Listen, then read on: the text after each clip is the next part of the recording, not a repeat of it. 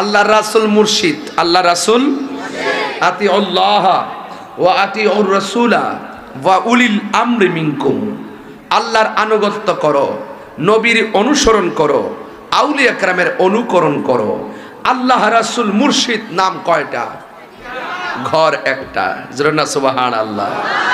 দেখেন ভাইয়েরা আমার, ওয়াজ বুঝবেন না, সব কথা ভেঙ্গে বলতে পারবো না। আল ইলমু ইলমানে, আল ইলমু ইলমানে। এলেম হলো দুই প্রকার, একটা জাহিরি আর একটা বাতিনি। একটা জাহিরি আর একটা বাতিনি।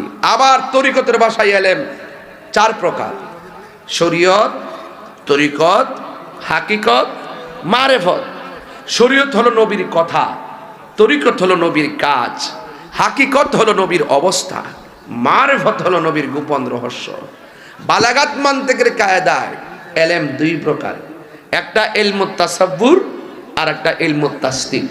ইলমুত তাসাব্বুর হলো ওই এলেম যার বাহিরের ভাব দেখলেই বোঝা যায় ভিতরে কি আছে।